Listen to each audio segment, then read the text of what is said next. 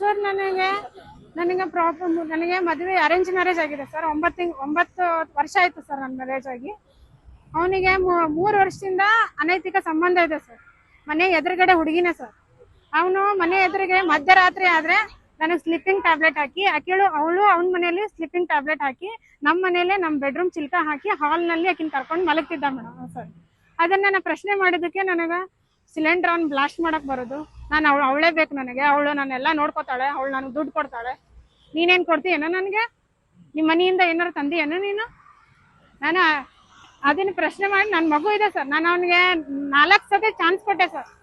ನಾನು ಸುಧಾರಿಸ್ಕೊತಾನೆ ನನ್ನ ಗಂಡ. ಆ ಹುಡುಗಿಗೂ ಬುದ್ಧಿ ಹೇಳಿದೆ ಸರ್.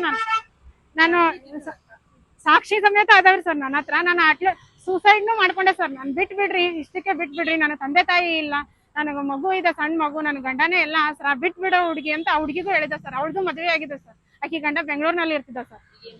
ಆ ಹುಡುಗಿ ನನಗೆ ಇಲ್ಲಕ್ಕ ನಾನು ಬಿಡ್ತೀನಿ ಅಂತ ನನಗೆ ಮಾತು ಕೊಟ್ಲು ಸರ್. ಆದ ತಕ್ಷಣ ಅಲ್ಲಿಂದ ಅವ್ರ ಮನೆಗೆ ಗೊತ್ತಾಗುತ್ತೆ ಅಂತ ಹೇಳಿ ಬಿಜಾಪುರಕ್ಕೆ ಮನೆ ಮಾಡಿದ್ವಿ ಸರ್.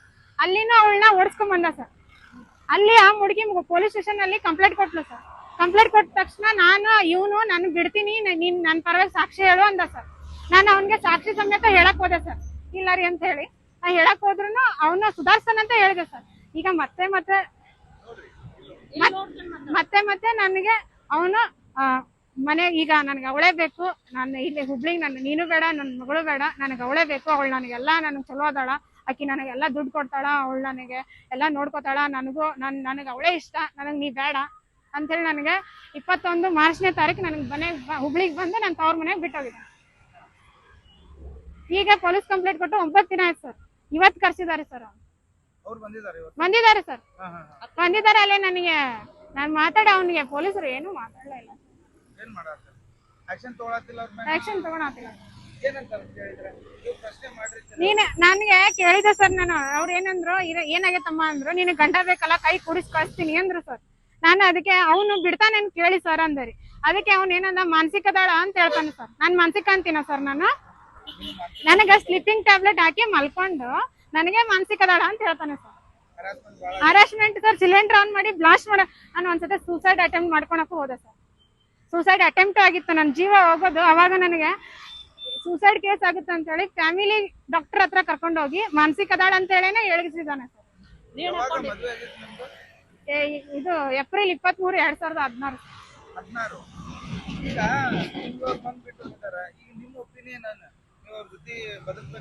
ಸರ್ ಅವ್ನು ಕಾಂಡೋಮ್ ಇಟ್ಕೊಂಡು ಅಡ್ಡಿರ್ತಾನೆ ಸರ್. ಸ್ಕೂಲಲ್ಲಿ ಬ್ಯಾಗ್ ಚೆಕ್ ಮಾಡಿದ್ರೆ ಹೊಡಿತಾನೆ ಸರ್, ಕಿಶೆ ಚೆಕ್ ಮಾಡಿದ್ರೆ ಹೊಡಿತಾನೆ ಸರ್. ನನಗೆ ಕಿಶೆ ಚೆಕ್ ಮಾಡಿ ಫೋನ್ ಮುಟ್ಟಿಸೆ ಕೊಡಲ್ಲ ಸರ್. ಫೋನ್ ಲಾಕ್ ಇಟ್ಕೊಂಡಿರ್ತಾನೆ. ಫೋನು ಬಾತ್ರೂಮ್ಗೆ ಹೋದ್ರೆ ಹಾಡ್ ಹಚ್ಚೋಗ್ತಾನೆ.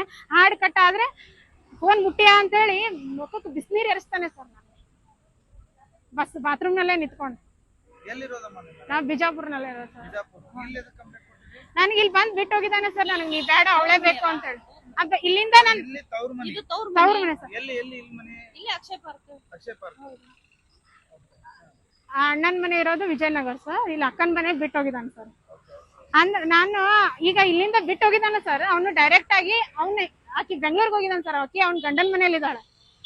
ಅಲ್ಲಿ ಹೋಗಿ ಆಕಿ ಗಂಡನ ಕೈಯಾಗೂ ಸಿಕ್ಕಾಕೊಂಡಿದ್ದಾನೆ ಸರ್. ಇವ್ನು 3 ತಾಸು ಆಕಿನ ಬೆಂಗಳೂರ್ನೆಲ್ಲ ಸುತ್ತಾಡಿಸಿ ಆಮೇಲೆ ಆಕಿ ಜೊತೆ 4 ಅವರು ಅವನು ಮಾತಾಡಿದ ಸರ್. ಕಂಪ್ಲೇಂಟ್ ಕೊಡಿ, ನನ್ ಡ್ಯೂಟಿ ಐತಿ, ನಾನು 25 ಲಕ್ಷ ರೂಪಾಯಿ ಸಾಲ ಮಾಡೀನಿ, ನಾನು ರಮ್ಮ ದುಡ್ಯಾಕ್ ಹೋಗ್ತೀನಿ, ಇವ್ನು ಕರ್ಕೊಂಡ್ ಮಕ್ಕೋತಾಳ, ಇವನು ಈಕಿನ್ ನಮ್ ಮನೆಗ್ ಬಂದ್ ಮಲ್ಕೊಂಡ್ ಹೋಗಿದ್ದಾನೆ, ಇವ್ನ ಬೆಂಗಳೂರ್ನೆಲ್ಲ ಸುತ್ತಾಡ್ಸಿದಾನೆ ಇವನು ಅಂತೇಳಿ ಅವಳು ಹೇಳ್ತಾಳ ಸರ್. ನನಗೆ ನ್ಯಾಯ ಬೇಕು. ನನಗೆ ನನ್ನ ಮಗಳಿಗೆ ನ್ಯಾಯ ಬೇಕು, ಅವ್ರಿಗೆ ಶಿಕ್ಷೆ ಆಗ್ಬೇಕು ಸರ್. ಅವ್ನ ಜೊತೆ ಬಾಳೆ ಮಾಡಕ್ ನನಗೆ ಕೊಲೆ ಬೆದರಿಕೆ ಇಟ್ಟಿದ್ದಾನೆ ಸರ್. ಅವನು ನನಗ್ ಬಿಡುದಿಲ್ಲ ಸರ್. ಅವನು ನನಗ ಕಾನೂನು ರೀತಿ ಶಿಕ್ಷೆ ಆಗ್ಲಿ. ನನಗೆ ನನ್ನ ಮಗಳಿದಾಳ್ರಿ ಸರ್. 3 ವರ್ಷ ಸರ್. ನನ್ನ ಮಗಳಿದಾಳ್ರಿ. ನನ್ನ ಮಗಳಿಗೆ ನನಗೆ ಏನಾದ್ರು ಜೀವನಕ್ಕೆ ಮಾಡ್ಲಿ ಸರ್.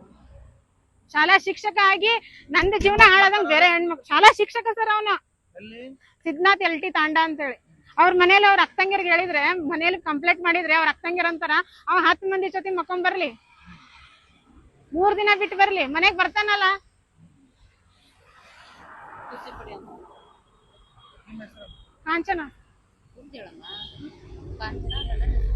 ಕಾಂಚನ ಮಾಲಿಂಗಪ್ಪ ರೇಗಿ ಸರ್.